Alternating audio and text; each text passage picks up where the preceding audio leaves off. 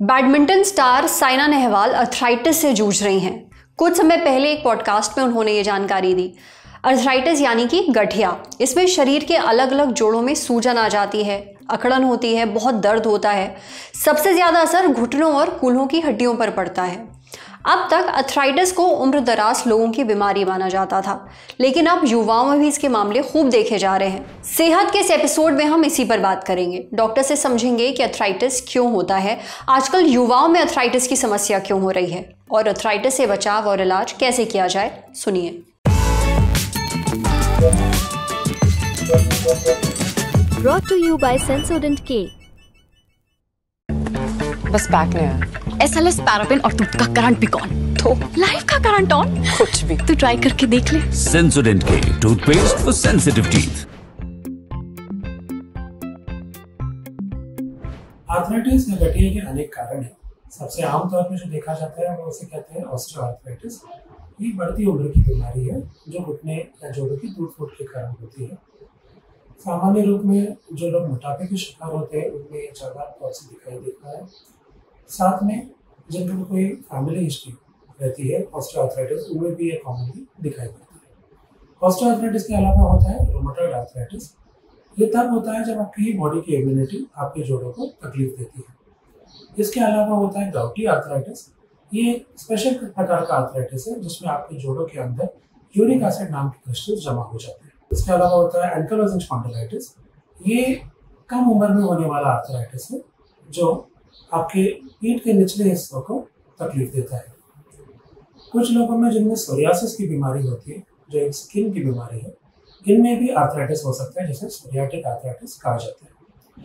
कम आयु में होने वाला एक प्रकार का आर्थराइटिस जिसे जुवेनाइल इडियोपैथिक आर्थराइटिस कहा जाता है, ये किशोरी उम्र में यानी कि 16 या 18 साल की उम्र के अंदर पाया जाता है या देखा जाता है। कुछ सिचुएशन में आर्थराइटिस के कोई कारण समझ में नहीं आते, जिसे इडियोपैथिक आर्थराइटिस भी कहा जाता है। आर्थराइटिस या गठिया की तकलीफ कम उम्र में भी देखी जा सकती है। इसके अनेक कारण हैं। एक होता है पोस्ट ट्रॉमेटिक आर्थराइटिस, जो किसी प्रकार की चोट लगने के कारण घुटने के अंदर के कार्टिलेज की इंजरी के कारण डेवलप या ये परिस्थिति निर्माण होती है। दूसरा होता है रूमेटॉइड आर्थराइटिस। ये भी एक कम उम्र में देखा जाता है, जो साधारणतः 30 से 40 की उम्र में, और ये महिलाओं में ज़्यादा कॉमन है। ये तब होता है जब बॉडी की इम्यूनिटी या रोग प्रतिकारक शक्ति अपने ही जोड़ों को नुकसान पहुंचाती है। इसके अलावा एक होता है सोरियाटिक आर्थराइटिस, जो सोरियासिस के पेशेंट में देखा जाता है और कम उम्र में पाया जा सकता है। आर्थराइटिस या गठिया का इलाज कुछ चीज़ों पर निर्भर करता है। आपको कौन से प्रकार का गठिया हुआ है, आपके कौन से जोड़ प्रभावित है और आपको क्या लक्षणें दिखाई दे रही है। इलाज के सबसे फर्स्ट लेवल ऑफ ट्रीटमेंट होती है मेडिकल मैनेजमेंट या दवाइयाँ। इसमें आती है पेन किलर, जो आपके जोड़ों के दर्द कम कर सकती है। जोड़ों में सूजन कम करने के लिए कुछ दवाइयाँ दी जाती है। रूमेटॉइड आर्थराइटिस या स्पेशल प्रकार के आर्थराइटिस में disease modifying anti rheumatoid drug, जिसे हम DMARD कहते हैं, इस प्रकार के स्पेशलाइज्ड ट्रीटमेंट शुरू की जाती है, जो आपकी इम्यूनिटी या रोग प्रतिकारक शक्ति को अल्टर करके जो घुटने को जोड़ों को होने वाली जो तकलीफ है उसको कम करती है। इसके साथ बहुत ज़रूरी होता है फिजियोथेरेपी, जो आपको एक स्पेशलाइज्ड प्रकार का व्यायाम में एक्सरसाइज दी जाती है आपकी जोड़ों की मूवमेंट और उनकी रेंज ऑफ मोशन पूरी सलामत रखने के लिए। जब जोड़ पूरी तरह से खराब हो जाए या निष्क्रिय हो जाए, तब जॉइंट रिप्लेसमेंट या जोड़ों को बदली करने वाली जो सर्जरी होती है, ये भी आर्थराइटिस में एंड स्टेजेस में की जाती है। आर्थराइटिस को रोका कैसे जाए, इसके लिए कुछ टिप्स बहुत ज़रूरी है, जैसे कि आपका आहार काफ़ी स्वस्थ होना चाहिए, वजन या मोटापा नहीं होना चाहिए, आपको काफ़ी स्वस्थ व्यायाम की एक्सरसाइज की ज़रूरत है। देखिए, एक्सरसाइज और हेल्दी वजन मेंटेन करना बहुत ज़रूरी है। साथ ही ज़रूरी है एक अच्छी डाइट लेना। अर्थराइटिस के मरीजों को अपने खाने में अदरक, अखरोट, बेरीज, अंगूर, ब्रोकली, पालक और फैटी फिश ज़रूर शामिल करना चाहिए। अब बढ़ते हैं सेहत के अगले सेगमेंट की तरफ, तन की बात। अगर फैटी लिवर पर ध्यान नहीं दिया, समय पर इलाज नहीं करवाया, तो पता है क्या होगा? खुद डॉक्टर से जान लेते हैं।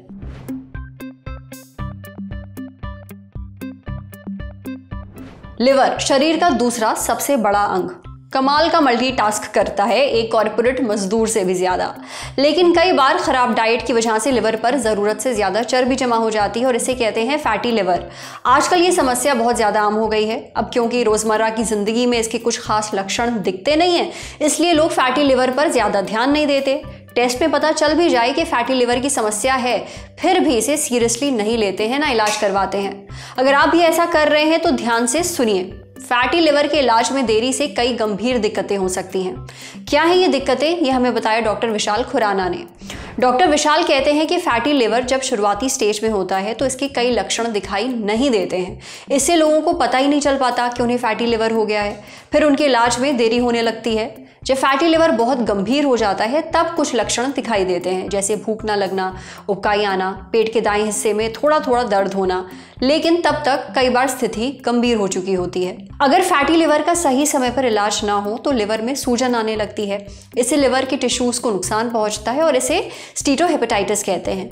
नॉन अल्कोहलिक फैटी लिवर वालों में इसे नॉन अल्कोहलिक स्टीटोहेपेटाइटिस कहते हैं। अगर सूजन आने के बाद भी फैटी लिवर का इलाज ना हो तब लिवर में स्कार टिश्यूज बनने लगते हैं। ये स्कार टिश्यूज लिवर के हेल्दी टिश्यूज की जगह ले लेते हैं। अब हेल्दी टिश्यूज ना होने की वजह से लिवर सही से काम नहीं कर पाता है और इस कंडीशन को फाइब्रोसिस कहते हैं। डॉक्टर विशाल कहते हैं कि फाइब्रोसिस को बिल्कुल भी इग्नोर नहीं करना चाहिए, क्योंकि इसके बाद लिवर सिरोसिस होता है, यानी लिवर धीरे धीरे खराब हो जाता है और फिर फेल हो जाता है। लिवर फेल होने पर व्यक्ति के पास सिर्फ एक ही रास्ता बचता है और वह है लिवर ट्रांसप्लांट। इसलिए अगर आपको फैटी लिवर का कोई भी लक्षण हो तो इसे बिल्कुल भी नज़रअंदाज ना करें। डॉक्टर से मिलें और एक हेल्दी लाइफस्टाइल अपनाएं। अपने खाने में पालक जैसी हरे पत्तेदार सब्जियां, मोटा अनाज, राजमा और सोया शामिल करें। साथ ही रोज एक्सरसाइज करें, एक हेल्दी वजन मेंटेन करें। कई बार वायरल हेपेटाइटिस की वजह से भी फैटी लिवर हो जाता है, इसलिए हेपेटाइटिस का टीका जरूर लगवाइए। Pizza, red meat, fried food, added sugar वाली चीज़ें जैसे कैंडीज, कुकीज, सोडा और फ्रूट जूस मत पीजिए। सबसे ज़रूरी बात, शराब से दूर रहिए, क्योंकि फैटी लिवर की एक बहुत बड़ी वजह शराब है। डॉक्टर से सलाह लेकर आप साल में एक बार लिवर फंक्शन टेस्ट ज़रूर करवाइए। समझे? अब बारी है सेहत के आखिरी सेगमेंट की, खुराक यानी झक्कासी हेल्थ टिप। फॉलिक एसिड आपके लिए क्यों है ज़रूरी और इसके लिए आपको क्या खाना चाहिए, चलिए एक्सपर्ट से जानते हैं। आपने फोलिक एसिड का नाम सुना है? ये विटामिन B9 यानी फोलेट का सिंथेटिक रूप है, यानी इसे लैब में तैयार किया जाता है। फोलिक एसिड हमारे बड़े काम का होता है, लेकिन क्यों, ये हमने पूछा डॉक्टर अनु अग्रवाल से। डॉक्टर अनु कहती हैं कि फोलिक एसिड वाटर सॉल्युबल यानी कि पानी में घुलने वाला विटामिन है। आमतौर पर इसका इस्तेमाल विटामिन B9 की कमी होने पर किया जाता है। फोलिक एसिड को मल्टीविटामिन्स और खाने की कुछ खास चीज़ें जैसे आटे, सीरियल्स और ब्रेड वगैरह से लिया जा सकता है। इसके फायदों की बात करें तो ये नए रेड ब्लड सेल्स बनाने में शरीर की मदद करता है। दरअसल रेड ब्लड सेल्स में पाया जाने वाला हीमोग्लोबिन पूरे शरीर में ऑक्सीजन लेकर जाता है। अब अगर शरीर में पर्याप्त रेड ब्लड सेल्स नहीं होंगे तो अनीमिया हो जाएगा, यानी शरीर में खून की कमी। इससे हमें कमजोरी महसूस होगी, साथ ही बेहोशी छा जाती है और शरीर जो है वो पीला भी पड़ सकता है। फोलिक एसिड डीएनए में हुए नुकसान को ठीक करता है और ये हमारे सेल डिवीजन के लिए भी जरूरी है। सेल डिवीजन यानी कि कोशिकाओं का विभाजन, उनका लगातार बढ़ना। देखिए, जब हमारे सेल्स बढ़ते हैं तभी उनका विकास हो पाता है, वो बढ़ पाते हैं और सेल्स की मरम्मत होती है। प्रेग्नेंट महिलाओं को खास तौर से फोलिक एसिड या फिर फोलेट खाने को कहा जाता है। दरअसल ये बच्चे की रीढ़ की हड्डी के विकास के लिए बहुत जरूरी है। इसे खाने से जन्मजात बीमारियों का रिस्क भी कम होता है। डॉक्टर अनु आगे कहती हैं कि अगर शरीर में फोलिक एसिड या फोलेट की कमी हो जाए तो व्यक्ति को एक खास तरह का अनीमिया हो सकता है, जिसे फोलेट डेफिशिएंसी एनीमिया कहते हैं। ऐसे में डॉक्टर आपको फोलिक एसिड से भरपूर चीज़ें खाने को कह सकते हैं। फोलेट के लिए आप फलियां, हरी पत्तेदार सब्जियां जैसे पालक और ब्रोकली खा सकते हैं, कटहल खा सकते हैं, साथ ही खट्टे फल खा सकते हैं जैसे संतरा और चकोतरा। और भी कई फलों में फोलिक एसिड होता है जैसे आम, पपीता, केला, स्ट्रॉबेरी और अंगूर। इन सब से आपको अच्छी खासी मात्रा में फोलिक एसिड मिल जाएगा। आप चाहें तो फोलिक एसिड के सप्लीमेंट भी ले सकते हैं, लेकिन अगर आपको एपिलेप्सी यानी मिर्गी है, टाइप 2 डायबिटीज़ है, रूमेटॉइड अर्थराइटिस है या ल्यूपस जैसी बीमारी है, और हाँ इन्फ्लेमेटरी बाउल डिजीज़ है और सीलियाक बीमारी है, तो पहले डॉक्टर से सलाह ज़रूर लीजिए, उसके बाद ही सप्लीमेंट्स लीजिए। आज सेहत पर इतना ही। अगर आप एक डॉक्टर हैं, हमसे कुछ शेयर करना चाहते हैं तो जो ईमेल आईडी इस वक्त आपको अपनी स्क्रीन पर दिख रही है उस पर हमें एक मेल भेज दीजिए। शुक्रिया।